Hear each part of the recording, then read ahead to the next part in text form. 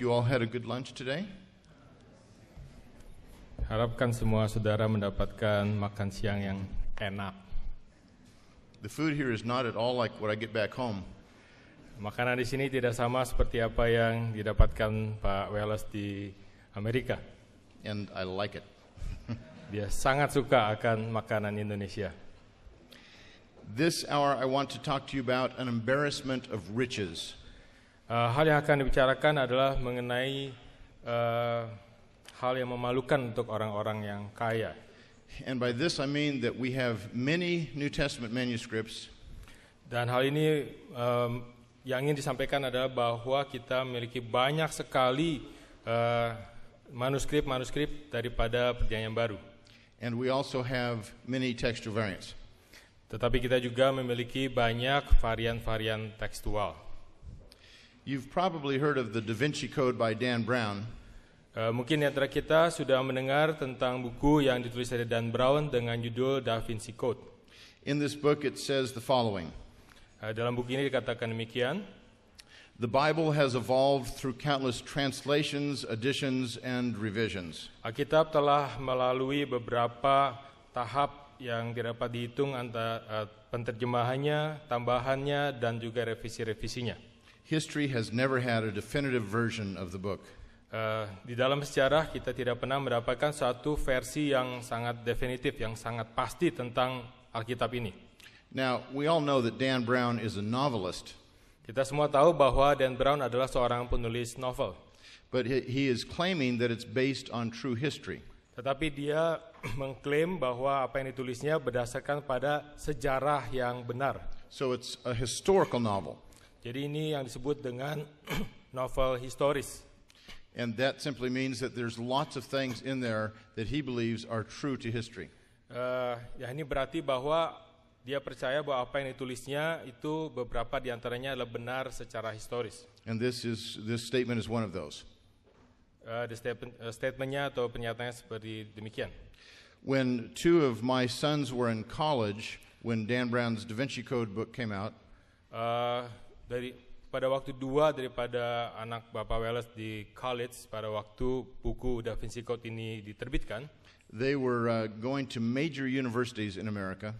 Mereka ada di universitas terkemuka di Amerika. And one of their professors at each one of the colleges said,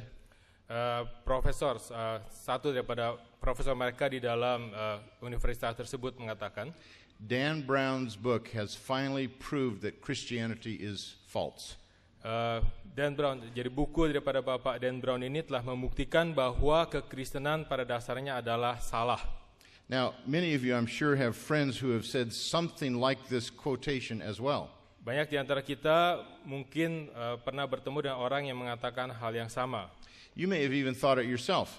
Atau mungkin di antara kita ada yang berpikir demikian. I mean, after all, hasn't the Bible been translated and retranslated so much we can't possibly tell what the original says anymore? Ya, jika bahwa Alkitab itu telah diterjemahkan terus-menerus, ditambahkan terus-menerus, direvisi terus-menerus, mana mungkin kita mendapatkan kebenaran daripadanya. We will address this question this hour. Kita akan membahasakan permasalahan ini. But before we do, there's two attitudes that I want us to make sure that we avoid. Tetapi sebelum kita melanjutkannya ada dua hal yang saya ingin saudara memilikinya atau hal attitude saudara yang memilikinya. The first attitude is total despair. Yang harus dihindarkan. Yang pertama adalah keputusasaan yang total. The second attitude is absolute certainty. Nah, kebalikannya yang kedua adalah suatu kepastian yang absolut. We should not have the attitude that we can't possibly get back to the original text of the New Testament. Kita harus memiliki sikap bahwa kita tidak mungkin dapat kembali kepada teks yang original daripada Perjanjian Baru. Nor should we have the attitude that we have the original text of the New Testament in every single place. Nah, sebaliknya kita juga tidak bisa mengatakan bahwa kita mungkin memiliki teks yang original itu. Now, Dan Brown is a novelist, but Dr. Bart Ehrman is a biblical scholar. Nah, kalau Dan Brown adalah seorang novelis, Dr. Bart Ehrman adalah seorang scholar, seorang sekolah Alkitab. And here's what he says in Misquoting Jesus. Dan inilah apa yang dikatakannya di dalam bukunya Misquoting Jesus. Not only do we not have the originals, we don't have the first copies of the originals. Bukan hanya kita tidak memiliki teks atau naskah asli daripada Alkitab, tetapi juga kita tidak memiliki kopi yang awal daripada naskah asli tersebut. We don't even have copies of the originals, or copies of the copies of the copies of the originals. Kita bahkan juga tidak memiliki kopi atau salinan daripada salinan yang asli, kemudian salinan lagi, salinan daripada yang asli. Now, Dr. Ehrman used to be an evangelical. Dr. Ehrman dulunya adalah seorang Injili. He went to Moody Bible College. Dia sekolah di Moody Bible College. And to Wheaton College. Dan kemudian dia pergi ke Wheaton College. He got his master's degree at Princeton Seminary.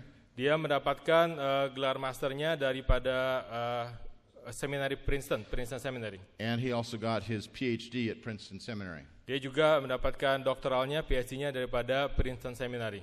Now he's an agnostic. Sekarang dia adalah seorang agnostik. And he is the most important spokesman for Christianity in America. Dan dia adalah salah satu orang yang paling penting untuk berbicara tentang kekristenan di Amerika. What I mean by that is that the media turns to him first. Yang dimasukkan hal ini adalah media atau misalkan surat kabar, televisi selalu jika ingin berbicara tentang Kristen selalu bertanya kepada dia dulu. And a lot of his works are starting to be translated in a number of languages. Dan banyak daripada karyanya mulai diterjemahkan ke dalam berbagai bahasa. Well, this statement looks as if we have total despair. We can't possibly get back to the original text. Pernyataan daripada Dr. Ehrman ini menunjukkan bahwa kita sama sekali putus asa, ya totally despair, tidak memiliki satu kepastian apapun. But the other attitude to avoid is absolute certainty. Tetapi ada satu sikap yang harus kita hindari juga, yaitu absolute certainty. It's held to tenaciously by many Christians. Ini dipercaya oleh banyak orang Kristen. But it's destructive of the Christian faith. Tetapi ini sebetulnya merusak daripada iman Kristen. In America, there is one group that especially holds to this. Di Amerika ada satu kelompok yang percayakan hal ini. They believe that the King James Bible is exactly like the original text. Mereka percaya bahwa Alkitab versi King James itu adalah yang paling benar, paling dekat dengan teks yang asli. And some of them have even said the following. Dan beberapa dari mereka bahkan mengatakan demikian. If the King James Bible was good enough for St. Paul, it's good enough for me. Jikalau King James Bible atau Alkitab versi King James ini cukup baik untuk Paulus, itu cukup untuk saya. But here's why this is destructive of the Christian faith. Tapi ini alasannya mengapa itu tidak merusak daripada iman Kristen. Because faith without reason is not a reasonable faith, not a truly Christian faith. Karena iman tanpa dasar pemikiran yang baik bukanlah satu iman yang dapat dipertahankan dan bukan merupakan satu kebenaran iman Kristen. And a faith that ignores history is no different than any non-biblical faith. Dan iman yang mengabaikan sejarah itu tidak berbeda dengan banyak iman yang tidak berdasarkan pada Alkitab. Now this is a very important point that I want to stress for just a little bit. Nah ini adalah satu hal yang ingin Dr. Wallace tekankan bagi kita semua. The sacred scriptures of Christianity and Judaism. Kitab suci daripada orang Kristen dan orang-orang Yahudi is the only sacred text that subjects itself to historical verification. Adalah satu-satunya kitab suci yang berdasarkan kepada kesejarahan. You don't get that in the other major religions of the world. Kita tidak mendapatkannya di agama-agama lain di dunia ini. They don't talk about events taking place in certain cities and towns on certain dates to certain people. Mereka, kitab-kitab suci agama lain tidak berbicara mengenai suatu peristiwa yang terjadi di satu tempat pada waktu tertentu. So there's nothing to really test to see if it's verifiable, if it's true to history. Jadi tidak ada satu dasar pun yang dapat digunakan untuk membuktikan bahwa ini benar terjadi di dalam sejarah. But what does the Christian Bible say? Tapi bagaimana dengan Alkitab orang Kristen? It says that Jesus Christ died on a Roman cross in Jerusalem. Kitab suci kita mengatakan bahwa Tuhan Yesus mati di dalam salib daripada orang Romawi di Yerusalem. That he was buried and raised from the dead on the third day. Dan dia mati dan kuburkan dan kemudian dibangkitkan pada hari yang ketiga. And it starts listing the people who saw him as the resurrected Savior. Dan kemudian Alkitab kita mendaftarkan orang-orang yang menjadi saksi daripada apa yang terjadi ini tentang kebangkitan Kristus. And Paul even says this to the Corinthians. Dan bahkan Paulus mengatakan hal ini kepada orang-orang di Korintus. More than 500 believers saw Christ at one time after his resurrection. Ada 500 orang percaya yang melihat Kristus yang bangkit itu pada waktu dia telah dibangkitkan. And then he adds a very interesting note. Dan dia kemudian menambahkan satu catatan yang sangat menarik. He says most of these people are still alive, but some have fallen asleep. Jadi beberapa daripada saksi-saksi tersebut tetap masih hidup pada waktu itu, tetapi beberapa sudah meninggal. Why does he add that note? Mengapa dia menambahkan catatan ini? He adds it because he's telling us this is historically verifiable. Paulus mengatakan bahwa ini adalah secara kesejarahan dapat dibuktikan. Some of the greatest evidence for the resurrection of Jesus Christ is this. Inilah beberapa daripada bukti yang sangat besar, sangat penting daripada kebangkitan Kristus adalah demikian. Almost all of the original apostles died as martyrs. Hampir semua daripada para rasul itu mati sebagai martir.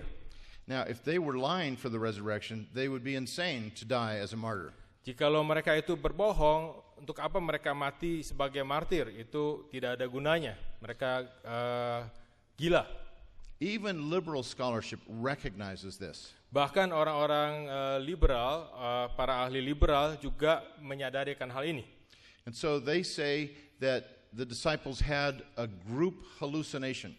Sehingga mereka mengatakan bahwa para murid itu mengalami satu halusinasi di dalam satu kelompok bersama-sama. We still haven't come up with a drug that can give everybody the same hallucination though.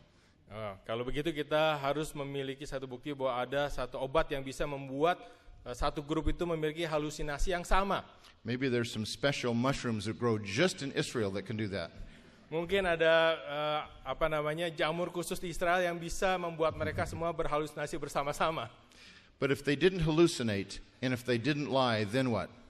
Tapi jika mereka tidak berhalusinasi dan mereka tidak berbohong, kemudian apa nih maksudnya? They died because of what they saw themselves. Mereka mati karena apa yang telah mereka lihat dengan mata kepala mereka sendiri. They died for Christ because they knew that he had been raised from the dead. Mereka mati demi Kristus karena mereka tahu bahwa Kristus itu telah dibangkitkan dari antara orang mati. It's the incarnation that should drive each one of us to study the historical evidence of the Bible. Adalah inkarnasi yang membuat kita semua harus mempelajari akan kesejarahan daripada Alkitab kita. And that's why we need to ask the Bible the very tough questions that our non-Christian friends are already asking it. Jadi kita sendiri harus mempertanyakan Alkitab sebagaimana orang yang tidak percaya itu juga mempertanyakan hal yang sama. So this hour I want to address 3 questions in particular. Karena itu, Pak Welles akan memberikan 3 pertanyaan yang akan kita diskusikan bersama. First of all, when it comes to scribal alterations or textual variants, how many are there? Yang pertama adalah jika kita datang kepada perubahan-perubahan yang dilakukan oleh para penyalin, berapa banyak? Secondly, what kinds of textual variants are there? What's their nature? Yang kedua adalah apa jenis daripada perbedaan-perbedaan itu? And third, what theological beliefs depend on textually suspect passages? Yang ketiga, apakah ada dasar-dasar teologis yang kita percaya yang berdasarkan kepada teks-teks yang yang tidak dapat dipastikan itu. But I want to ask a preliminary question to begin with. Tetapi dia akan menanyakan satu pertanyaan pembukaan bagi kita semua. Don't we have the original New Testament anymore? Apakah kita memiliki teks original daripada Perjanjian Baru kita? Now, we already addressed this last hour. No, it probably disappeared by the end of the 2nd century. Kita telah mendiskusikannya dan menjawab bahwa tidak mungkin, tidak ada dan mungkin setelah hilang pada awal abad pertama. Textual criticism is necessary because the originals are gone and the copies are corrupt. Tekstual kritisisme atau kritik teks ini adalah penting dilakukan karena originalnya mungkin sudah tidak ada dan kopi-kopi yang kita miliki banyak di antara mereka yang telah terkorupsi, tidak terlalu akurat, kurang akurat. Ada yang tidak akurat. All right, now the quantity of variants. Nah, ini jumlah daripada varian-varian. The Greek New Testament itself has approximately 140,000 words. Jadi di dalam Perjanjian Baru ada kurang lebih 140,000 kata dalam bahasa Yunaninya. But there are about 400,000 textual variants. Tetapi ada kurang lebih 400,000 varian tekstual. About 2.5 variants for every word in the New Testament. Kira-kira setiap kata dalam Perjanjian Baru itu kata Yunani memiliki 2,5 varian. If this is the only statistic we had, we'd just give up, say we can't possibly get back to the original. Nah, kalau ini statistik yang kita miliki, mungkin kita sudah menyerah, kita nggak mungkin kembali kepada teks yang awal. So thank you very much. It's time to close in prayer. Kalau begitu kita tutup saja dengan doa. Siapa mau doa? Not really. Okay, here's the point that I want to stress. Inilah hal yang ingin ditekankan oleh Dr. Wallace. The reason we have a lot of textual variants is that we have a lot of manuscripts. Jadi alasan mengapa kita memiliki begitu banyak varian tekstual adalah karena kita memiliki begitu banyak naskah-naskah daripada Alkitab yang baru. And that is always going to help us to get back to the original text. Dan itu pasti akan membantu kita untuk kembali kepada teks yang asli.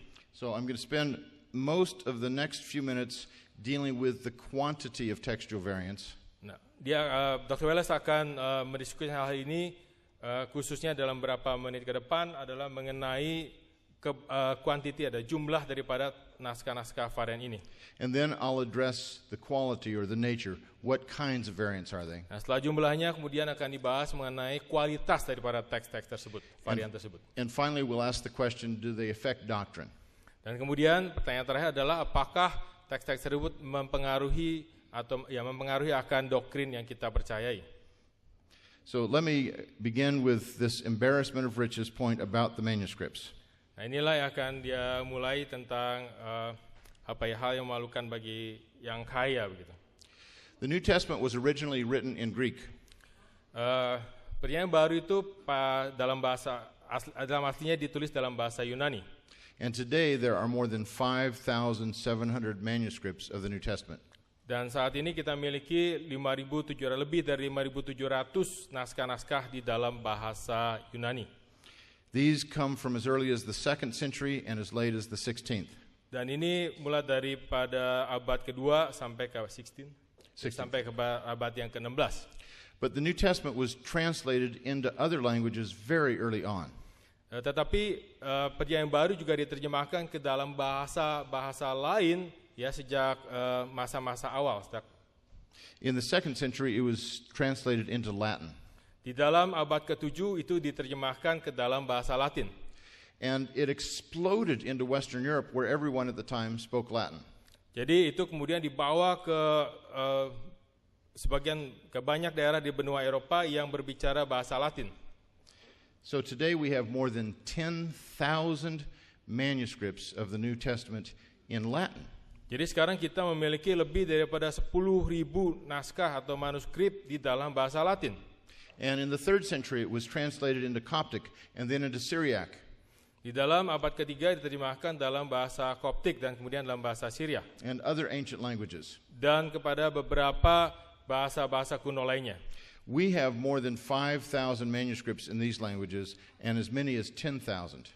Kita memiliki sekitar sampai 10.000 manuskrip di dalam bahasa-bahasa yang lain. Frankly, they really haven't all been counted yet, and they haven't all been discovered yet. Secara jujur, mungkin tidak semuanya telah didata dengan lengkap, ya. Just the last 2 weeks, my own institute sent a team to the state of Florida. Jadi 2 minggu yang lalu, ya, institut daripada Dr. Wallace ini telah mengirim tim ke Florida. The institute is the Center for the Study of New Testament Manuscripts. Jadi nama institutnya adalah The Center atau pusat pengkajian daripada Perjanjian Baru, ya. Naskah Perjanjian Baru. CSNTM. CSNTM, Center for Study of New Testament Manuscripts. Okay. And we sent 2 people to photograph Coptic manuscripts in Florida, Coptic New Testament manuscripts. Jadi mereka mengirim orang untuk memfoto daripada naskah dalam bahasa Koptik di Florida. These manuscripts were uncatalogued. Nobody outside of this institute knew about them. Jadi manuskrip ini atau teks dalam bahasa Koptik ini belum dikataloging dan tidak ada seorang pun yang tahu. And there are 85 New Testament manuscripts in this one institute. Jadi ada sekitar lebih daripada 85 manuskrip di dalam satu institut ini. So this number 5 to 10,000 could be terribly low. Jadi 5.000 sampai 10.000 itu mungkin terlalu rendah, ya, angkanya. This is the number that I've used in debates with liberal scholars. Inilah angka yang digunakan Dr. Wallace untuk berdebat dengan para sarjana liberal. And they don't debate it at all. Dan mereka sama sekali tidak mendebat akan hal ini. Now let's say we wiped out all of the Greek manuscripts and all these other ancient manuscripts at one moment. Jadi kalau kita buang semua naskah bahasa Yunani dan dalam bahasa-bahasa asing lainnya, bahasa-bahasa kuno lainnya, would we not have any more manuscripts of the New Testament? Kita tidak memiliki satupun naskah daripada Perjanjian Baru. No, we would still have many manuscripts of the New Testament. Kita tetap bisa mendapatkan banyak naskah-naskah dalam Perjanjian Baru. They wouldn't technically be manuscripts of the New Testament, but commentaries on the New Testament by church fathers. Jadi kita mungkin tidak mendapatkannya dalam satu buku Perjanjian Baru secara lengkap, tetapi itu bisa dikumpulkan daripada komentari atau tafsiran-tafsiran yang ditulis oleh para bapak gereja. And these church fathers who wrote from the late 1st century to the 14th century quoted from the New Testament many times. Jadi para bapak gereja yang dari abad pertama, 1st century until 14th. Sampai abad ke-14 itu mereka banyak kali mengutip daripada Perjanjian Baru. In fact, the quotations from the New Testament by the church fathers is estimated to be well over 1 million already. Bahkan kutipan-kutipan dari Perjanjian Baru yang dilakukan atau yang dikutip oleh bapak gereja itu melebihi 1 juta. The institute in Boiron, Germany is still counting them. They haven't gotten all of them yet. Ya, satu institut di Jerman itu sekarang sedang menghitungnya, tapi mereka belum selesai juga. The whole New Testament could be duplicated over and over and over again just in these writings alone. Jadi kita bisa merangkum kembali akan Perjanjian Baru kita daripada kutipan-kutipan bapak gereja tersebut. Now, let me give you a comparison of the New Testament to some other ancient writings. Nah, Pak Wallace akan memberikan satu perbandingan antara naskah Perjanjian Baru dan naskah-naskah tulisan lain dalam bahasa. I want to compare the New Testament to 3 great Roman historians and 2 great Greek historians. Jadi dia akan membandingkan antara naskah Perjanjian Baru yang ada dengan naskah-naskah daripada 2 sejarawan Romawi dan 2 sejarawan Greek historian, ya, 2 sejarawan Yunani. Livy, Tacitus, and Suetonius are the 3 primary historians we have for 1st century Rome. Jadi sejarawan Livy, Tacitus, dan Suetonius adalah 3 sejarawan yang terkemuka yang membuat kita bisa tahu apa yang terjadi pada abad-abad awal. And Thucydides is considered the father of history. He is the first real historian. Dan Thucydides adalah bapak daripada sejarah. Dia adalah orang yang dianggap sebagai sejarawan pertama. And Herodotus was his teacher. Dan Herodotus adalah guru daripada Thucydides. Now you would expect to have many copies of these writers still in existence today. Jadi kita mengharapkan atau kita mungkin berharap bahwa kita tetap memiliki banyak salinan daripada apa yang telah ditulis oleh mereka saat ini. But look at the data on the chart. Tapi lihatlah apa data yang ada di dalam tabel yang ada di LCD ini. That second column is the oldest manuscripts of these authors. Jadi di kolom yang kedua adalah naskah tertua yang kita miliki daripada tulisan daripada para sejarawan ini. To get to the oldest copies, we're waiting between 300 and 800 years before we get the very first copy. Ya, untuk mendapatkan kopi yang pertama ini kita harus menunggu sekitar 300 sampai 800 tahun. And then when you think of the grand total of manuscripts that they have, it's not very many. Tetapi kalau kita melihat jumlah keseluruhan daripada manuskrip mereka yang kita miliki itu tidak terlalu banyak. Somewhere between 3 and somewhat over 200. Ya, antara 3 sampai 200. And yet these are the primary historians we have for their eras. Jadi inilah para sejarawan utama yang kita miliki untuk abad-abad awal ini. There's no one who says, we really don't know what Livy said, or Tacitus, or Suetonius. Tidak seorang pun yang mengatakan bahwa kita sama sekali tidak tahu apa yang pernah dikatakan oleh Livy atau Tacitus dan yang lain. Even though we're waiting hundreds of years before we see their first manuscripts. Walaupun kita mungkin terpisah ratusan tahun daripada manuskrip mereka yang pertama. Now, let's compare this to the New Testament and give all of these authors an unfair advantage. Ya, mari kita bandingkan ini dengan perjanjian baru, naskah-naskah yang baru yang kita miliki. We'll treat them all as one book. Kita memperlakukan mereka seperti satu buku. And so we have all 5 authors, and there are fewer than 400 manuscripts completely. Jadi dari 5 sejarawan abad awal tadi, yaitu hanya kurang dari 400 naskah yang kita miliki. But with the New Testament, we have over 5,000 Greek, 10,000 Latin, many more in other versions, and 1 million quotations in the Church Fathers. Tetapi dalam perjanjian baru kita miliki lebih dari 5.700 naskah dalam bahasa Yunani, bahkan 10.000 lebih di dalam bahasa Latin dan versi-versi kuno yang lainnya. And we're not waiting 300 years before we see our first copies. We're waiting just decades before we see our first copies. Jadi kita tidak perlu menunggu 300-an lebih untuk mendapatkan yang originalnya, kita hanya perlu beberapa puluh tahun. Now that's for some very important historians. Dan ini adalah untuk beberapa daripada para sejarawan yang paling penting. Now let's compare this to the average classical Greek author. Mari kita bandingkan dengan rata-rata daripada para penulis Yunani. The average classical Greek writer has less than 20 copies of his works still in existence. Ya, rata-rata dari para penulis dalam bahasa Yunani klasik atau penulis-penulis klasik Yunani itu hanya memiliki kurang daripada 20 kopi daripada karya mereka yang tetap ada sampai sekarang ini. In fact, most of them have just 2 or 3 copies. That's it. Bahkan banyak dari mereka hanya memiliki 2 atau 3 kopi. But let's just give them an advantage and say 20 copies. Tetapi mari kita berikan pada mereka satu keunggulan gitu ya. Mereka hanya punya 20 kopi lah. And if you stack them up, they'd be 1.2 meters high.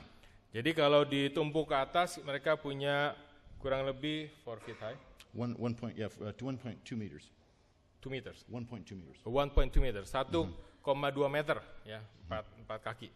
Now, how high would the stack of New Testament manuscripts be? Nah, sekarang kalau kita tumpuk semua naskah-naskah perjanjian baru itu berapa tinggi? Let's just count the Greek manuscripts and the versions, but not the Church Fathers' quotations. Nah, sekarang kita hanya menghitung naskah-naskah dalam perjanjian baru itu di dalam bahasa Yunani dan juga di dalam bahasa-bahasa terjemahan kuno yang ada. Do you think it would hit the ceiling? Kamu pikir apakah ini akan menyentuh kita punya langit-langit? Yes, it would go a little bit higher than the ceiling.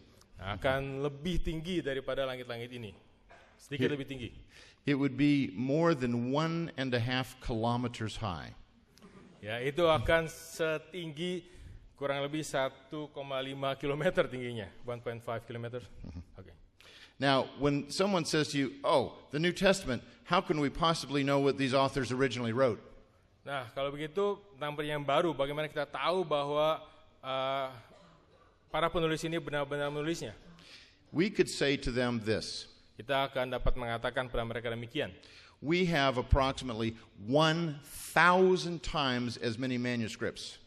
Kita akan dapat mengatakan bahwa kita memiliki 1000 kali lebih banyak ya manuskrip as the average classical author. Dibandingkan dengan rata-rata para penulis sejarawan kuno Yunani ya, classical Greek authors. And they come much closer to the date of when the New Testament was produced. Dan mereka itu sebetulnya dekat dengan tahun mereka menulis, dekat dengan tahun daripada Perjanjian Baru kita pada waktu itu ditulis. So if we're going to doubt that the New Testament, the manuscripts we have go back to the New Testament, jadi kalau kita mempertanyakan tentang manuskrip atau teks-teks daripada Perjanjian Baru kita, we might as well doubt that Alexander the Great ever lived. Kita juga mungkin akan meragukan bahwa Alexander Agung itu pernah hidup. Because the evidence for the New Testament is that much stronger. Karena bukti daripada Perjanjian Baru kita itu jauh lebih kuat daripada bukti bahwa Alexander Agung itu pernah hidup. Now that tells you a little bit about the quantity of the manuscripts. Nah, kita akan melihat tentang jumlah daripada manuskrip ini. Let me talk to you a little bit about the date of these manuscripts. Kita akan mendiskusikan mengenai penanggalan daripada manuskrip ini. I'm just going to mention to start with the earliest known New Testament fragment. Nah, kita akan mulai dengan yang paling awal ya, yang paling tua sebetulnya daripada naskah Perjanjian Baru. This is known as P52 or Papyrus 52. Ini dikenal dengan kodenya itu P52 atau Papyrus 52. And this manuscript was discovered in 1934. Ini ditemukan pada tahun 1934. But 90 years earlier, in the year 1844, something very important happened. 1844. Ya. Pada tahun 1844, 90 tahun sebelumnya, a German author by the name of F.C. Bauer wrote a scholarly article. Seorang ahli Alkitab bernama F.C. Bauer menulis sebuah artikel. And in it he argued that John's gospel cannot be dated any earlier than the year 160. Jadi dia berpendapat atau dia berargumen bahwa kitab Injil Yohanes tidak mungkin dapat ditulis lebih awal daripada tahun 160. And it really should be dated about the year 170. Dan harus di dating ditulisnya kira-kira pada tahun 170, tahun 170. Now for the next 90 years, European scholarship embraced what F.C. Bauer said. Jadi untuk 90 tahun itu kemudian para ahli Jerman itu harus tetap setuju dengan apa yang ditulis oleh F.C. Bauer. And they wrote books and books and books about how John's gospel has nothing in it that is true. Dan mereka telah menulis banyak artikel atau buku yang mengatakan bahwa kitab Injil Yohanes itu tidak benar. If it's written after 160, it could not possibly be written by the Apostle John. Karena jika ditulis setelah daripada tahun 160, mana mungkin itu ditulis oleh Rasul Yohanes. It's just a myth. Itu hanya satu mitos. Again, that was what much of European scholarship believed for 90 years. Itulah yang dipercaya oleh para ahli dari benua Eropa selama 90 tahun. Until the discovery of one tiny papyrus fragment. Sampai ditemukannya satu papirus yang sangat kecil. Here's a picture of it. Inilah gambar daripada papirus tersebut. It's actually the size of just the palm of my hand. Jadi besarnya itu kurang lebih satu telapak tangan dari Pak Welles. On one side is John chapter 18 verses 31 through 33.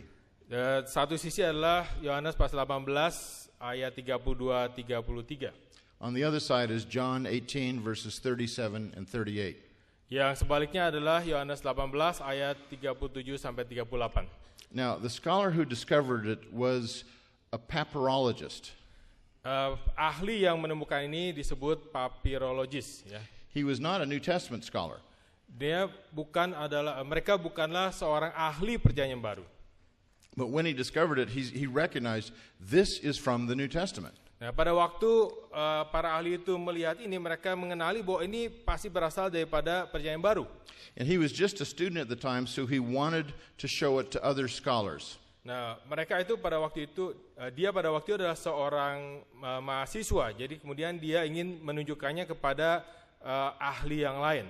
So he sent photographs of this manuscript to the 3 leading papyrologists in Europe at the time. Jadi dia kemudian mengirimkan ya salinan atau fotograf ya, foto daripada manuskrip ini kepada 3 papyrologists yang terkemuka. Each one of them said this manuscript cannot be dated any later than 150. Jadi mereka itu ketiga orang ahli ini mengatakan bahwa ini tidak bisa penanggalannya tidak mungkin ya lebih tua daripada 150. And it should be dated closer to the year 100. Dan itu harus penanggalannya itu harus menunjukkan bahwa ini sebetulnya berasal pada abad yang pertama. A 4th papyrologist disagreed with them. Orang keempat dari papyrologist keempat itu kemudian tidak setuju dengan ketiga orang ini. He said it should be dated in the 90s. Ini harus ya didating atau ditentukan bahwa ini berasal daripada tahun 90. Now, I don't know about you. Nah, saya tidak tahu bagaimana dengan saudara. I grew up in California. Jadi Pak Welles ini besar di California. I was a surf bum. I grew up in Newport Beach. Ya, dia adalah seorang surfer, saudara tahu yang papan selancar itu karena dia pada masa kecil dan dia besarnya itu di Newport Beach namanya, pantai Newport. Not just surfer but surf bum. Surf bomber. Bum. Surf bum. What is that? Just a careless person who doesn't care about anything. Oh, oke. Sorry, saya salah terjemahkan. Maksudnya dia adalah surf bum. Jadi seorang yang nggak mau tahu tentang apapun juga. Surfing was everything to us. Ya, surfing itu segalanya buat dia. But even then I got a good education. Tapi kemudian Pak Wellesnya mendapatkan pendidikan yang baik. And I was taught that generally speaking, copies of a document are not made before the original document. Once again, sorry. Copies of a document are not made before the original. Oke. Jadi kopi atau salinan daripada dokumen itu nggak mungkin ditulis sebelum daripada dokumen tersebut. Isn't that what you're taught here too? Itu benar nggak demikian? This one papyrus fragment sent all that German scholarship to the furnace. Ya, jadi satu papyrus yang kecil ini, naskah yang ditemukan ini membuat semua ahli orang Jerman tersebut itu nggak bisa ngomong apa-apa lagi, pokoknya mereka udah menyerah lah ya. So the question would be, apa bakar, is that right? Apa kabar? Huh? What's that? How do you start a fire? Bakar. Jadi mereka itu harus dibakar gitu. Terbakar ya, burn. Yeah. So here's the point I want to make here. Jadi inilah yang ingin Pak Welles kemukakan. 1 gram of evidence is worth a kilo of presumption. Jadi 1 gram daripada bukti itu ya memiliki arti yang jauh lebih berarti daripada 1 kilogram asumsi. Here's this one fragment that proved all that 90 years of scholarship wrong. Ya, jadi papyrus yang kecil itu membuktikan bahwa 90 tahun pandangan daripada para ahli Jerman itu ternyata salah semua. Now, I want to talk to you about just a few other papyri quickly and then we'll move on. Ya, dia akan memberikan pada saudara beberapa contoh dari papyrus yang awal. I don't think this material will be on the exam. Ini mungkin tidak akan muncul di ujian saudara. Ada ujian ya? But it's good to know anyway. Ya, pada dasarnya ini mungkin cukup baik untuk kita ketahui. P66 or papyrus number 66 is a late 2nd century papyrus of John's Gospel. P66 atau papyrus 66 adalah satu papyrus yang berasal daripada pada abad kedua dan ini berisi tentang Injil Yohanes. And it has most of John's Gospel in it.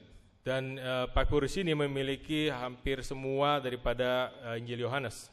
P75 is possibly 2nd century but probably 3rd. P75 atau papyrus 75 ya mungkin berasal daripada abad kedua tetapi mungkin lebih mungkin memungkinkan sebetulnya berasal daripada abad ketiga. And this has most of Luke and most of John in it. Dan papyrus ini di dalam papyrus ini terdapat kebanyakan atau sebagian besar daripada Injil Lukas dan Injil Yohanes. And P46 dated to about the year 200. P46 atau papyrus 46 ya kurang lebih pada abad kedua ya dan memiliki hampir semua daripada surat-surat Paulus. And it has, as he just said, it has most of Paul's letters in it. Oh, I'm sorry. That's all right. I read yours. So, itu memiliki banyak isinya adalah hampir semua surat-surat Paulus. And we have as many as 10 to 12 manuscripts from the 2nd century. Dan kita memiliki antara 10 sampai 12 naskah atau manuskrip yang dapat dikenali sebagai naskah-naskah abad kedua. Over 40% of all the verses of the New Testament are found in these early papyri. Yang 43% daripada ayat-ayat di dalam Perjanjian Baru dapat ditemukan di dalam papirus-papirus ini. So you can see we have not only many manuscripts, but we have early manuscripts that have much of the New Testament in them. Ya, jadi bukan hanya kita memiliki banyak naskah, tetapi kita memiliki naskah yang awal, ya, naskah yang sangat kuno yang memiliki Perjanjian Baru di dalamnya. If you go through the first 3 centuries after the Christian faith was established, kalau kita kembali kepada 3 abad awal daripada setelah kekristenan itu berdiri, dimulai, you'll discover that we have more than 100 manuscripts of the New Testament within 300 years of the completion of the New Testament. Jadi kita memiliki kurang lebih 100 manuskrip di dalam 300 tahun daripada pada waktu kita kekristenan itu dimulai. And how many would the average classical Greek author have in that same period? Dan bagaimana jika kita bandingkan dengan para penulis Yunani? 0, nol, nggak ada.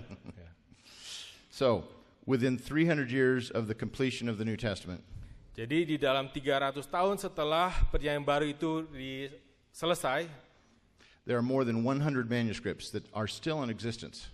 Jadi kita miliki 100 daripada naskah yang ditulis dalam masa 300 tahun setelah naskah Perjanjian Baru itu selesai ditulis. And the whole New Testament is reproduced many times over. Dan dalam seluruh daripada Perjanjian Baru kemudian direproduksikan, ya, ditulis ulang itu banyak sekali.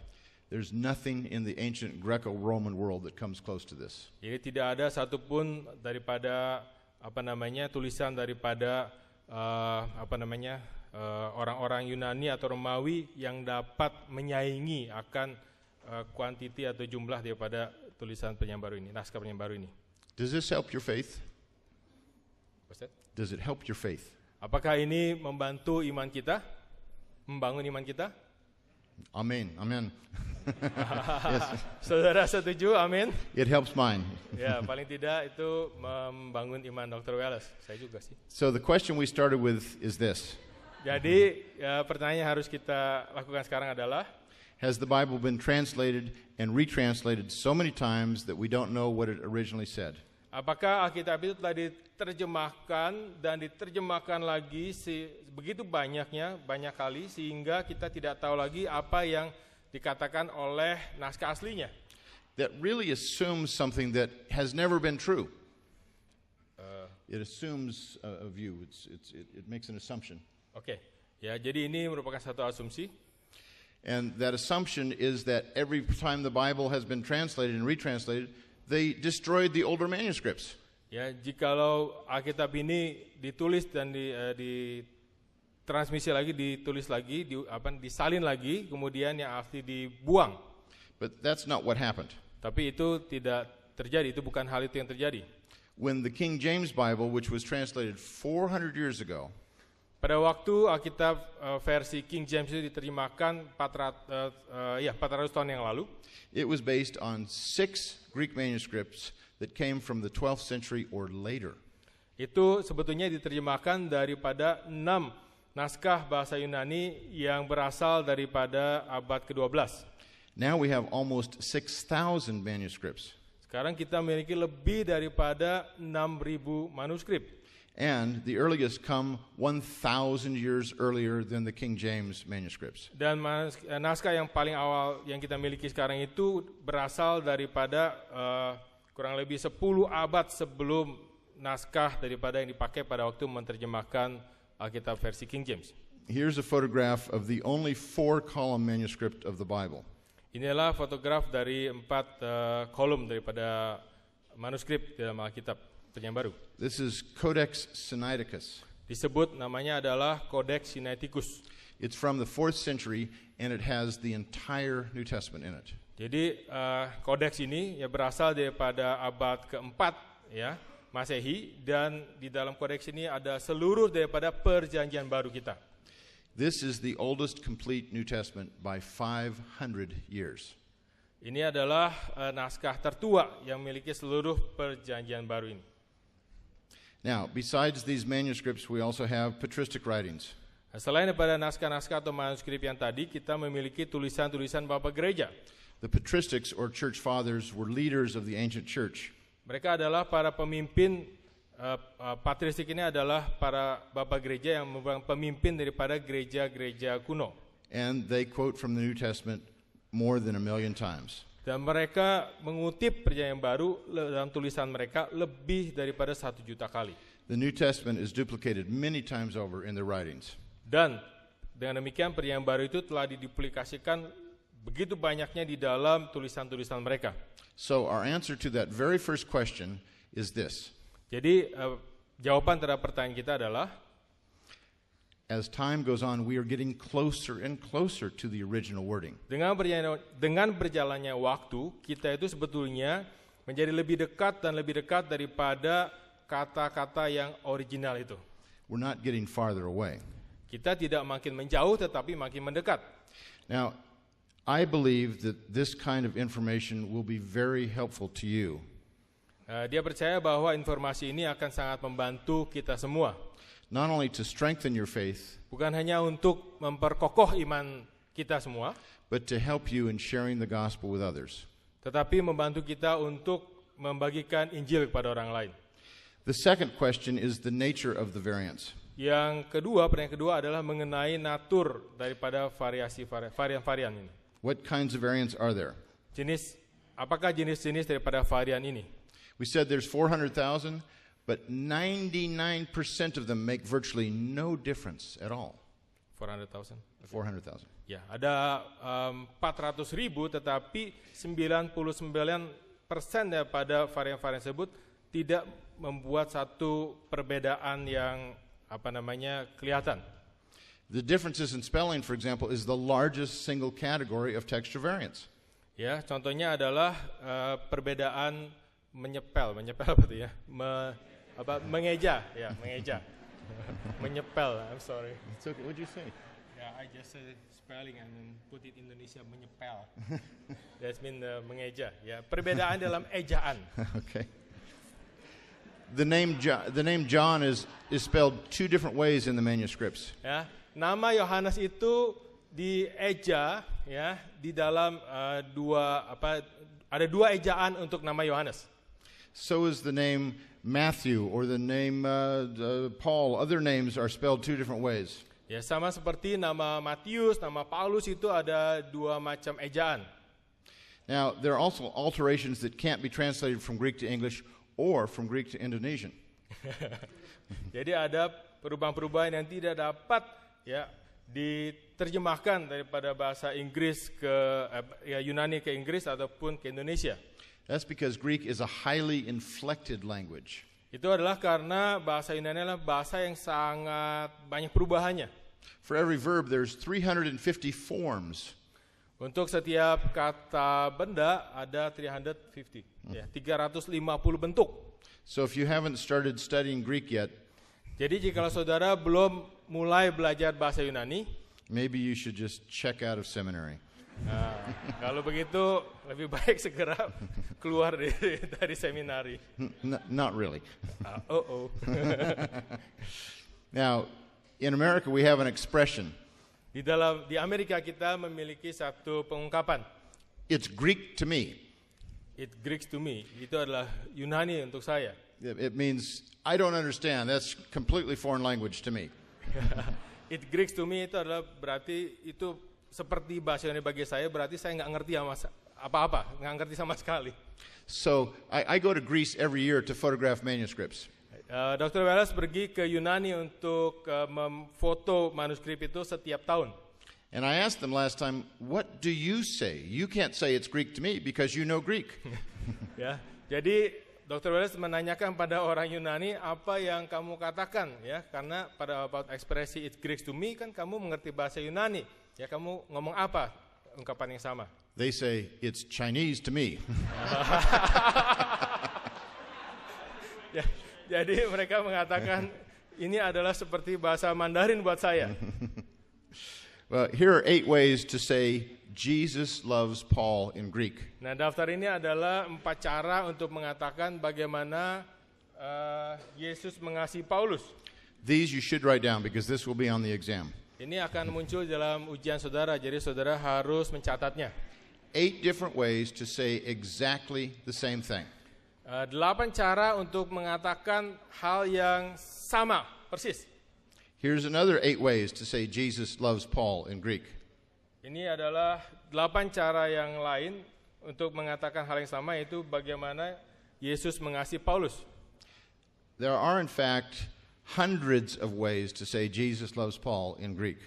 Pada dasarnya mungkin sekali kita dapat menemukan ada 100 lebih cara untuk mengatakan Yesus mengasihi Paulus di dalam bahasa Yunani.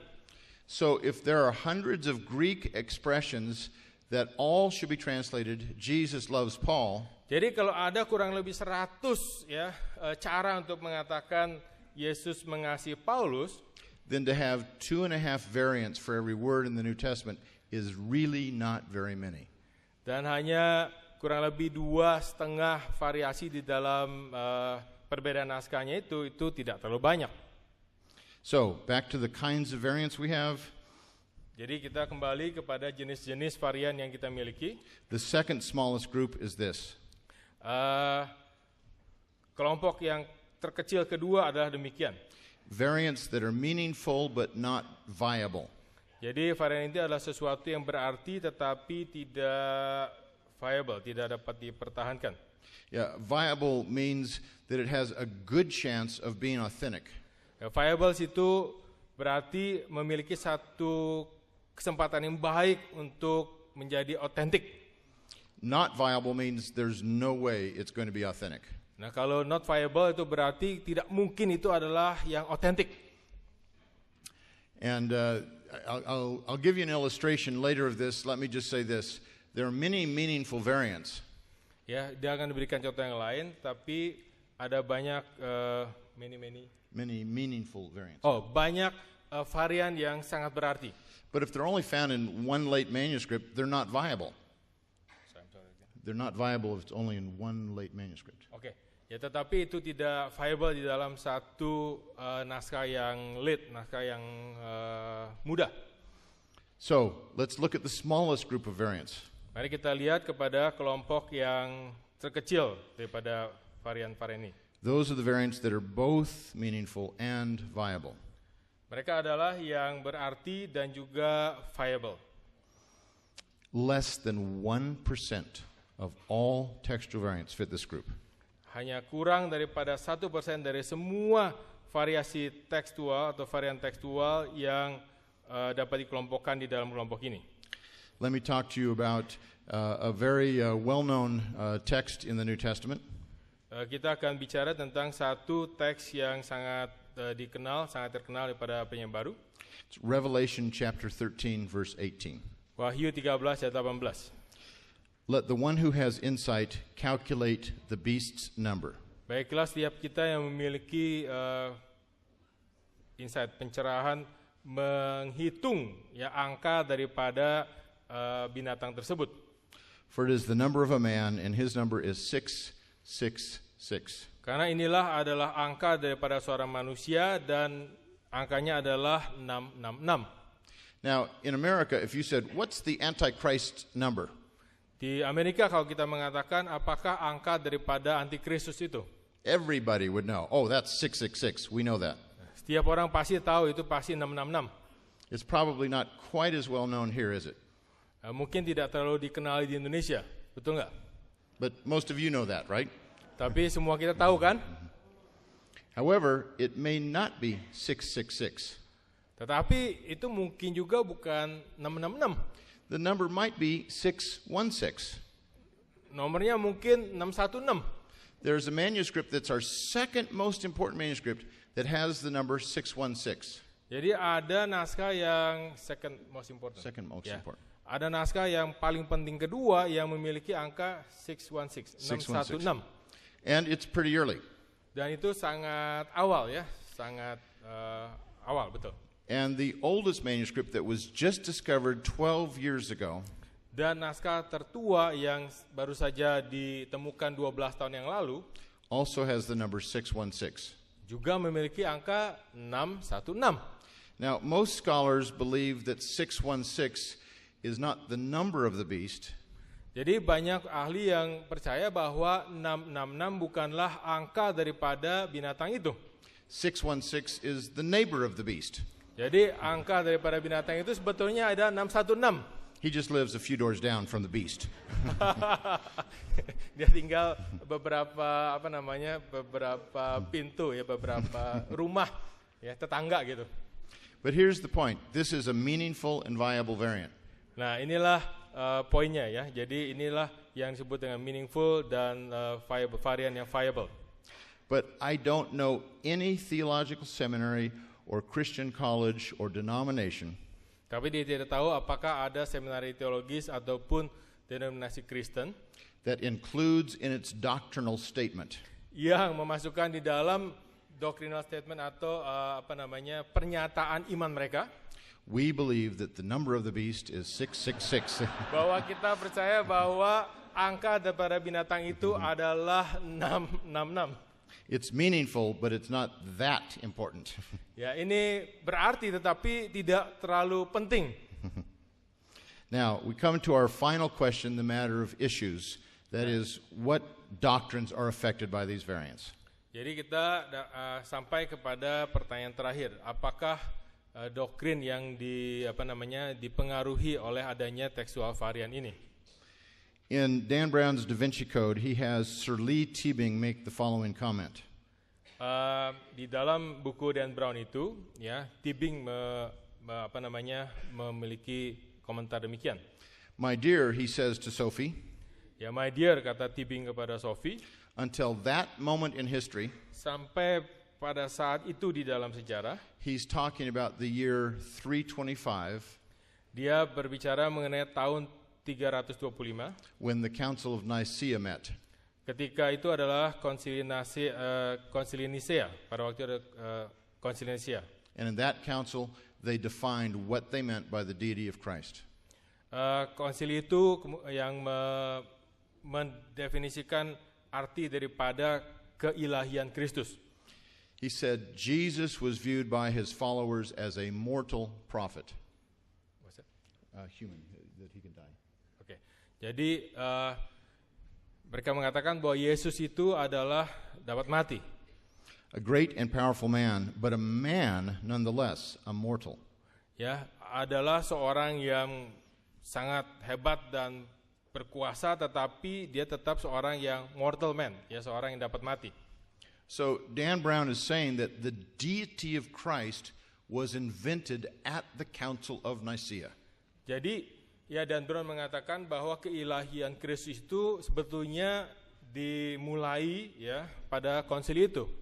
I know there are many people in this country that believe that the deity of Christ was not taught in the original New Testament. Dia tahu banyak orang di dalam negeri ini yang mengatakan bahwa ya keilahian Kristus itu tidak ada di awal. Remember how I told you a gram of evidence is worth a kilo of presumption? Jadi ingat bahwa Pak Welles pernah mengatakan bahwa 1 gram dari bukti itu jauh lebih berharga daripada 1 kilo asumsi-asumsi. Well, I'm going to show you another gram of evidence. Dia akan memberikan kepada kita bukti yang kecil tapi penting ini.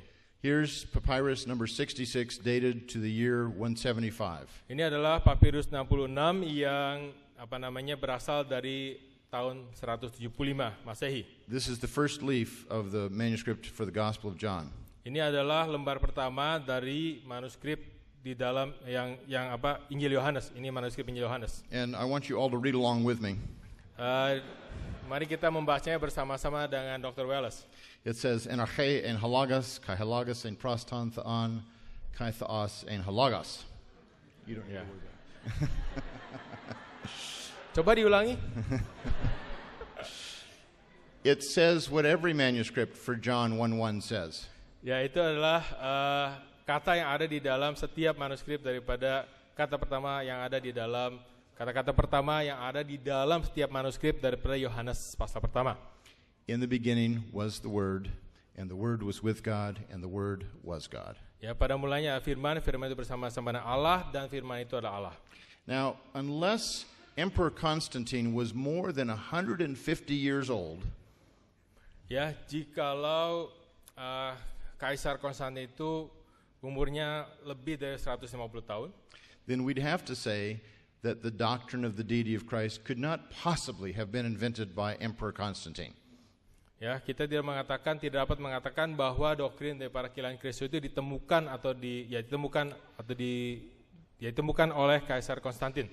In fact, for all of the major doctrines of the New Testament, all of the essential beliefs of the New Testament, pada dasarnya,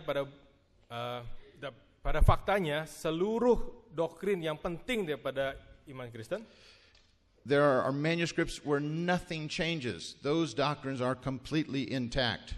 Jadi doktrin itu sudah ada di dalam teks-teks yang awal ini. So we ask the question, is what we have now what they wrote then? Jadi kita lihat pertanyaan yang selanjutnya adalah, is what we have now? What we have now, is our New Testament now the same as what they wrote then? Oke, apakah perjanjian baru yang kita miliki sekarang itu sama dengan perjanjian baru yang ditulis oleh para penulisnya? Is it exactly? Apakah itu persis sama sekali? No, we can't say that. Kita tidak dapat mengatakan demikian. There are a few hundred places where we're not completely sure what the original text said. Ada beberapa tempat di mana kita tidak dapat seyakin-yakinnya apa yang sebenarnya dikatakan. But in all essentials, Tetapi apakah semuanya itu penting? absolutely. That we can say. Ya, itu kita dapat mengatakan demikian. And so I leave you with this parting comment Jadi kita ada komen seperti ini, that no essential Christian belief is impacted by any viable variant. tidak ada satupun ya dasar-dasar kekristenan, iman Kristen yang dipengaruhi atau impacted yang dapat dipengaruhi oleh setiap varian yang viable ini. Terima kasih. Thank you very much. Matur nuwun. Baik Bapak Ibu Saudara, kita akan langsung masuk dalam sesi tanya jawab. Dibagi dalam 2 termin seperti tadi, termin pertanyaan langsung. Nanti Bapak Ibu Saudara yang akan bertanya, di depan ada 2 mic, silakan ke kiri, silakan langsung maju. Ya, silakan Ibu yang di depan. Dari STT Gereja Sangat Tiga, saya mau tanya hal yang sederhana saja. Tadi dikatakan bahwa papirus 52 adalah papirus yang bagus. Tapi kenapa di daftar yang dibuat oleh The Greek New Testament 4th Edition yang diedit oleh Barbara Allen tidak ada papirus 52? Terima kasih.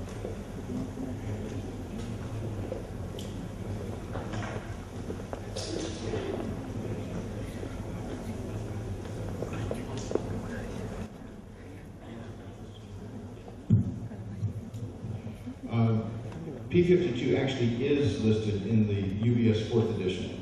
Jadi naskah papirus P52 itu sebetulnya ada di dalam Greek New Testament yang diedit oleh UBS versi keempat. You'll see it in the front of the UBS text. Ada di depan daripada UBS text. That's where they list all the papyri and other manuscripts. Itulah tempat di mana mereka mendaftarkan semua papirus. Do you mean why isn't it listed in John 18? Apakah itu berarti kamu berpendapat bahwa itu tidak dituliskan di dalam Yohanes pasal 18? Itu maksudnya? Kalau kamu mau kasih lihat bukunya. Okay. Okay, it's fine.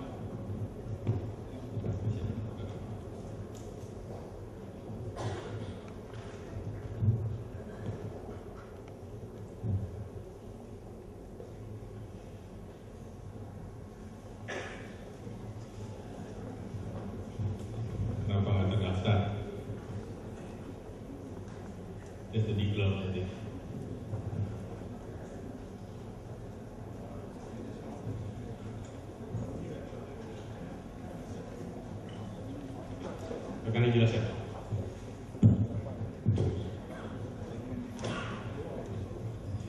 That manuscript is listed in the other diglots.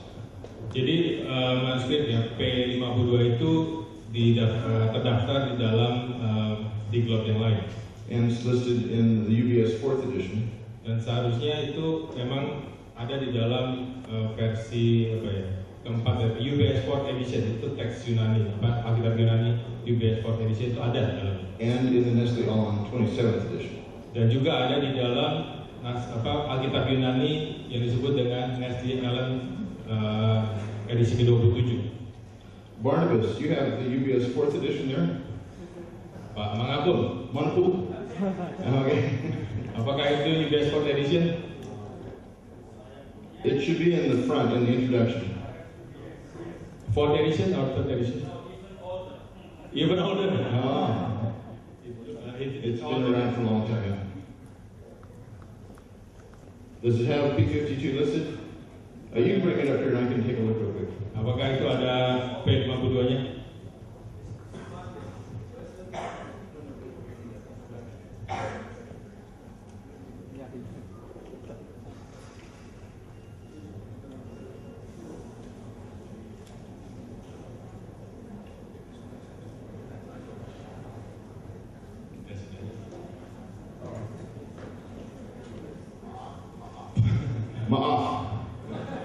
Sorry.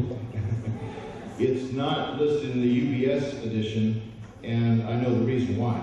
Ya, itu tidak ada di dalam edisi UBS dan dia tahu kenapa sebabnya. Because there's no textual problem in those verses where it's relevant. Jadi tidak ada tekstual problema teks yang sangat penting yang membuat itu perlu didaftarkan di sana. But in the Nestle Aland 27th edition, tetapi di dalam edisi bahasa Yunani Nestle Aland yang ke-27, they list all of the papyri. Mereka itu sebetulnya menulis semua daftar daripada papirus. Both of these editions are produced by exactly the same scholars.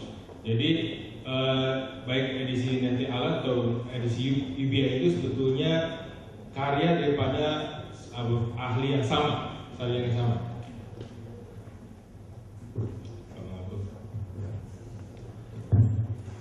Saya bahasa Indonesia aja ya supaya poin saya jelas kepada kita semua. Pertama, bersyukur sekali kehadiran Bapak sebagai ahli di Indonesia. Ada satu poin yang sangat penting Bapak katakan tadi, yaitu soal original naskah asli itu tidak bersalah.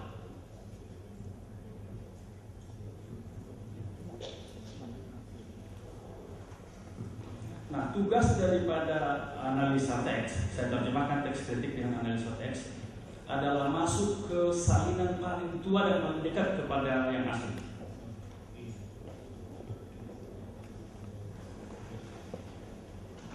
Jika demikian halnya, maka sebenarnya salinan kita pun yang disalin dengan tepat tentunya adalah tidak bersalah.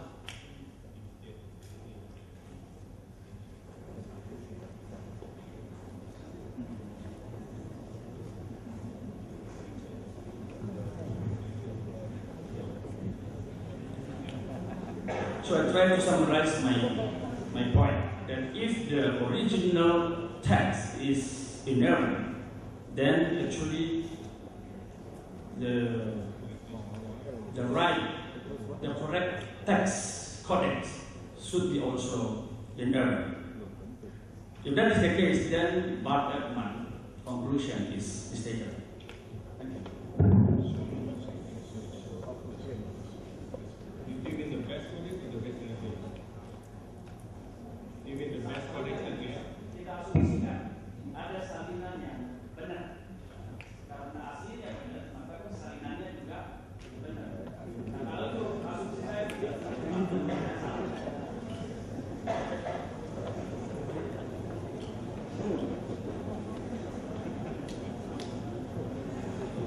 If I can summarize and change this just a little bit. Jika Pak Welles akan menyarikan dan kemudian dan berubahnya sedikit. Bart Ehrman says we don't have the original manuscripts anymore. Jadi Bart Ehrman mengatakan kita tidak memiliki naskah aslinya. And therefore we don't have the original wording anymore. Jadi kita tidak memiliki kata-kata yang original, saat ini tidak memilikinya. But that's a logical fallacy. Tetapi itu adalah satu kesalahan logik, ya, satu pemikiran yang salah. The material that the original writings were put on, jadi materi-materi daripada tulisan-tulisan yang asli are definitely gone. Memang sudah tidak ada. But the words that they wrote are not. Tetapi kata-kata yang mereka tulis itu tidak ada, tidak hilang. So I would agree with you, Bart Ehrman is wrong. Kalau begitu, Pak Wela setuju dengan Pak Mangapul bahwa Bart Ehrman memang salah.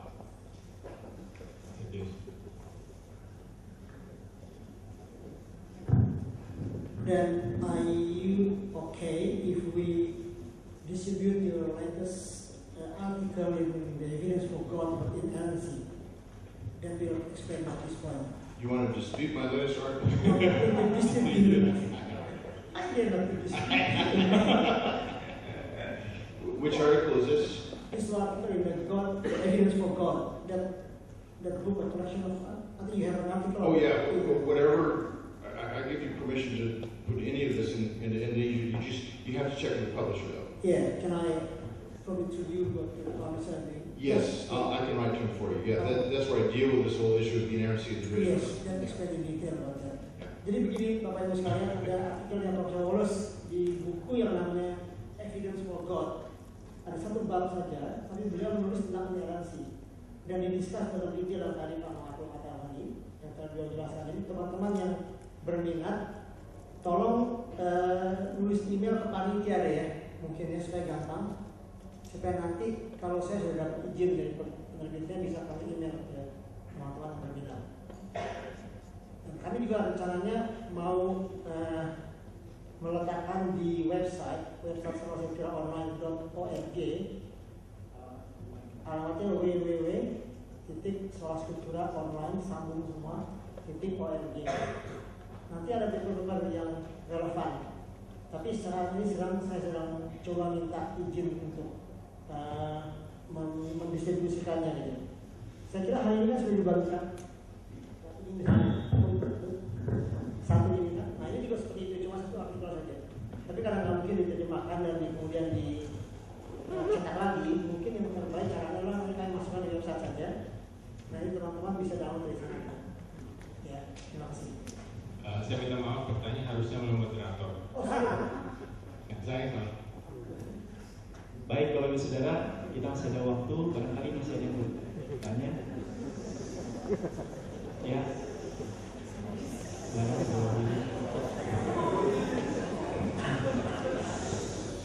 Ya, selamat siang. Saya mau bertanya tentang tujuan dari kritik teks modern.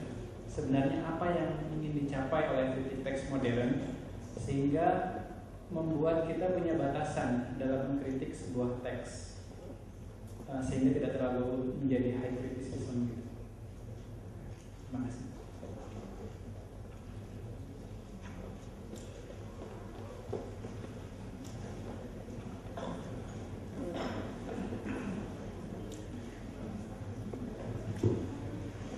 Textual criticism is not higher criticism. Textual criticism atau kritik teks ini bukan higher criticism. In fact, another name for textual criticism is lower criticism. Bahkan sebetulnya nama lain daripada kritik teks adalah lower criticism. Higher criticism often involves certain presuppositions that are anti-Christian. Higher criticism itu seringkali memiliki satu presupposisi yang sebetulnya anti-Kristen. And textual criticism doesn't need to involve that at all. Jadi sebetulnya kritik teks ini tidak perlu menyinggung akan hal itu sama sekali. The primary goal that almost all textual critics have. Tujuan daripada kritik teks ini yang dimiliki oleh hampir semua orang yang melakukan ini is to recover the wording exactly of the autograph. Jadi untuk mendapatkan kembali tulisan tulisan yang asli daripada original teks itu. And I believe that most New Testament textual critics are even Christians. Dan dia percaya bahwa hampir semua para ahli kritik teks Perjanjian Baru adalah sebetulnya orang Kristen.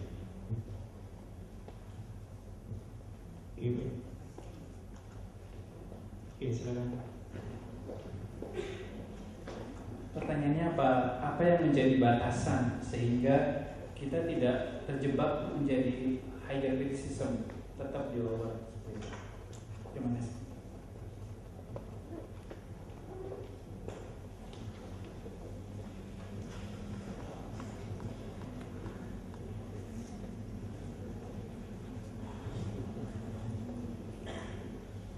I'm not sure exactly how to answer that question. Tidak yakin bagaimana harus menjawab pertanyaan ini. Textual critics are not primarily concerned with the historicity of what happened in the Gospels.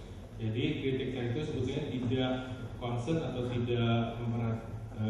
tidak concern dengan histori atau sejarah daripada Injil. Their primary concern is to make sure that they have reflected accurately what the original author wrote. Jadi tujuannya adalah untuk menemukan apa yang sebetulnya ditulis oleh para penulis asli. So a non-Christian textual critic can do that just like a Christian textual critic can. Jadi sebetulnya orang yang melakukan kritik teks ini, ahli kritik teks ini yang bukan Kristen sebetulnya bisa melakukan sama seperti ahli kritik teks yang adalah orang Kristen. Should I explain higher criticism? Apakah dia harus menjelaskan tentang higher criticism? Mau dijelasin? Ya. Okay. Higher criticism has to do with certain approaches to the Bible. Jadi higher criticism itu harus berkaitan dengan satu pendekatan terhadap Alkitab. That when they were originally articulated. Jadi first statement of criticism. Ini kata-kata pertama dari higher criticism.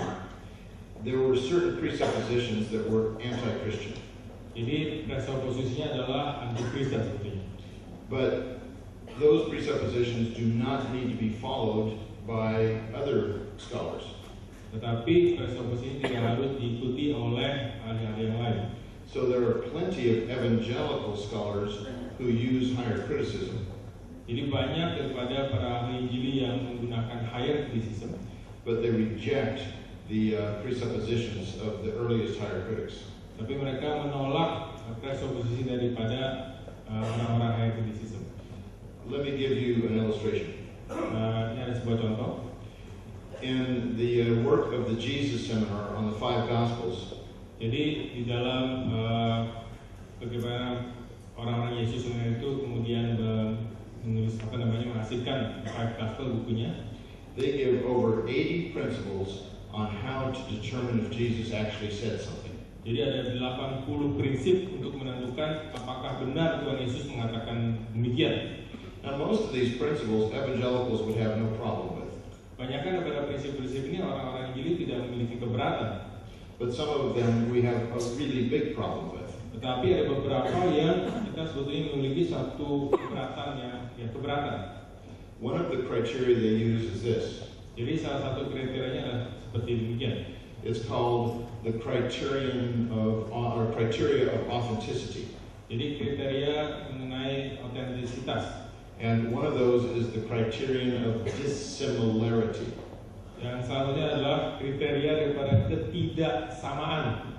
If Jesus said something that his Jewish contemporaries wouldn't say, jadi kalau Tuhan Yesus mengatakan sesuatu yang kira-kira orang-orang Yahudi yang hidup pada zaman Tuhan Yesus tidak mengatakan demikian, and the early church also didn't say, tetapi orang-orang dan juga orang-orang Kristen mula-mula tidak mengatakan demikian, then higher critics would say Jesus must have said this then. Karena orang-orang itu mengatakan Yesus must have said this. Ya, Yesus mungkin pasti telah mengatakan hal ini. And that's because they can't trace it back to Jewish origins or to the early church. Jadi karena mereka tidak bisa menelusurinya sampai kepada orang-orang pada zaman Yesus pada waktu itu. For example, when Jesus calls himself the Son of Man, contohnya pada waktu Tuhan Yesus mengatakan bahwa dirinya adalah anak Allah, that's his favorite self-designation. Itu adalah Tuhan Yesus seringkali memanggil dirinya demikian. But in Judaism of the day, they did not speak of the Son of Man as a term for the Messiah.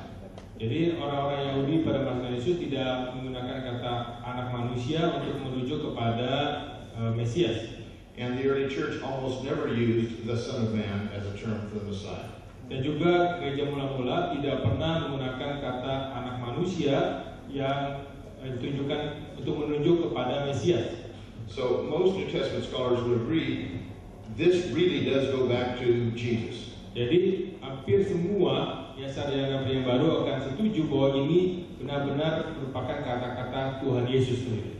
But there's a problem with this criterion. Tapi ada problem daripada kriteria ini. If you say that it must be something that Jews didn't say or the church didn't say, jikalau ini benar-benar sesuatu yang tidak dikatakan oleh orang Yahudi ataupun gereja mula-mula, then you have an eccentric Jesus, a bizarre Jesus.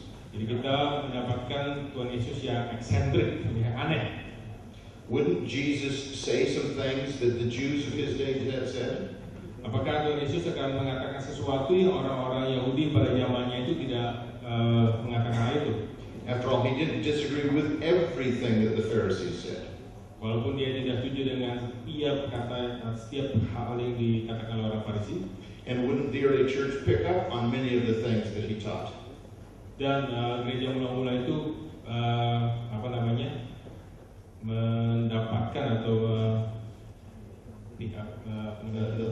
follow, learn, reproduce. Mengikuti apa yang tadi dikatakan oleh Yesus. And so we can use this criterion positively. We can say, oh yes, Jesus must have said this. Jadi kita dapat menggunakan ini yang mengatakan bahwa Yesus pasti mengatakan hal ini. But we can't use it negatively. Tapi kita tidak dapat menggunakannya secara negatif. Because that's a logical fallacy. Karena itu adalah satu kesalahan pemikiran logika. Now, the Jesus Seminar has another criterion for what Jesus said. Orang-orang Yesus Seminar ini memiliki satu kriteria yang lain. And that criterion is prophecy never occurs. Yaitu bahwa nubuat itu tidak pernah terjadi. So when it comes to the Olivet Discourse, Jesus' prophecy about the destruction of Jerusalem. Jadi jikalau mereka menemukan misalkan nubuat Yesus tentang kehancuran Yerusalem, the Jesus Seminar paints all of Jesus' words black. Jadi itu akan diberikan ditandai dengan warna hitam. That means he never said it. Yang warna hitam itu berarti bahwa Tuhan Yesus tidak pernah mengatakan demikian. Even though he speaks of the Son of Man in the Olivet Discourse. Walaupun Tuhan Yesus berbicara tentang anak Allah di dalam khotbahnya di bukit pengajarannya di Bukit Zaitun. It's these anti-supernaturalistic presuppositions. Jadi presuppose ini adalah suatu presuppose anti supranatural that we would disagree with. Yang kita tidak setuju. But many of the methods with refinement can be used by evangelicals. Banyak metode-metode lain yang dapat digunakan oleh orang-orang Injil.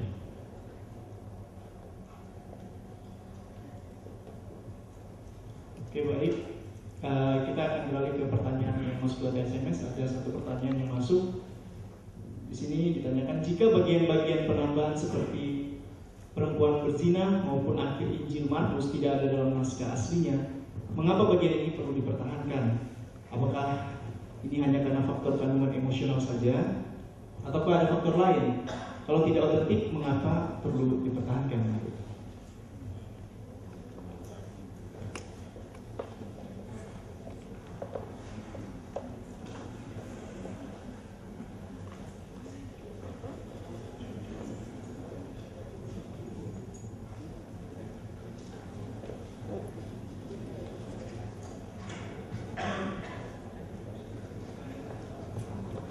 That's another great question. Ini adalah satu pertanyaan those passages made it into the published text of the Bibles. Jadi dua bagian itu ada di dalam teks yang diterbitkan, dalam Alkitab yang diterbitkan. Because it was before the real science of textual criticism was born. Karena hal itu sudah ada sebelum kritik teks ini menjadi berkembang dengan baik. They were found in late manuscripts, and that's what was published. Itu ada di dalam naskah-naskah yang muda, ya, karena itu kemudian ada di dalam Alkitab kita. And it really wasn't until the late 1800s. Dan tidak sampai berakhir pada abad yang ke-18 that scholars begin to argue that these passages are probably not authentic. Pada masa itulah para ahli mulai berdebat apakah ini adalah teks yang asli atau bukan. But they had such a long tradition in the published Bibles. Tapi itu telah memiliki satu tradisi yang sangat panjang di dalam Alkitab yang diterbitkan. That it was hard to take them out. Jadi itu sulit untuk diangkat, ya, dikeluarkan daripada Alkitab. There was one English translation that did remove both of those passages. Jadi ada satu terjemahan Inggris yang mengangkat one English translation. Yang mengangkat bagian ini. But nobody wanted to buy it. Tetapi tidak ada yang mau membeli. So there's been kind of a tradition of timidity. Jadi ini adalah satu tradition of timidity. Jadi malu, ya. Sungkan, ya. Sungkanisme. In the Net Bible, we put those two passages in brackets. Jadi di dalam terjemahan Net itu, ya, New English Translation itu, mereka tetap memasukkannya tetapi di dalam satu bracket, ya, kurungnya. And we made the font 2 points smaller. Dan ada fontnya itu dibuat lebih kecil. To make it harder to read from the pulpit. Untuk membuatnya sulit untuk dibaca dari mimbar. Now, we also have lengthy footnotes that discuss the textual problem. Dan di dalam terjemahan itu juga ada satu footnote yang panjang yang menjelaskan hal ini. In the next edition of the Net Bible, di dalam edisi yang baru daripada Alkitab Net versi Net Bible ini, we will most likely put those passages in the footnotes. Mereka akan memasukkan kedua bagian tersebut di dalam footnote-nya, kata tengah kaki. I don't believe we should completely get rid of them. Ya, dia tidak percaya, dokter tidak percaya bahwa kita sama sekali harus membuang bagian itu. Because they have been part of the way that the church has read Scripture for centuries. Karena bagian itu telah menjadi bagian daripada gereja yang sudah sekian lama membaca Alkitab dengan bagian tersebut. Satu lagi pertanyaan terakhir barangkali yang masuk dari dalam melalui SMS di sini ditanyakan dalam Markus 1 ayat 1, rasa uios theos hilang dalam beberapa aparatus yang dapat dipercaya. Nampaknya ada kecenderungan penyalin untuk menambahkan bagian pendahuluan suatu kitab. Bahkan menurut Bart Ehrman, bagian pendahuluan Injil Yohanes tentang Logos adalah penambahan kemudian.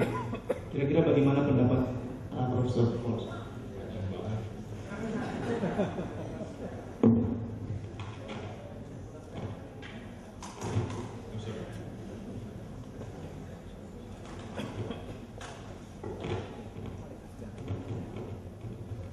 Okay, in Mark.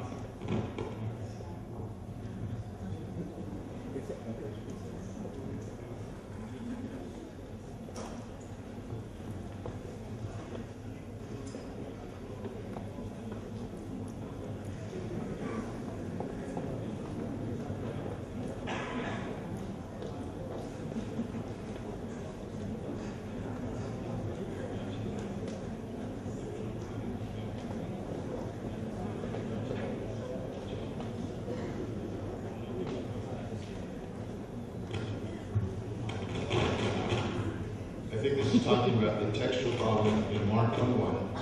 Ini adalah topik mengenai textual problem atau problematik di dalam Markus pasal 1 ayat 1. Yesus Kristus anak Allah.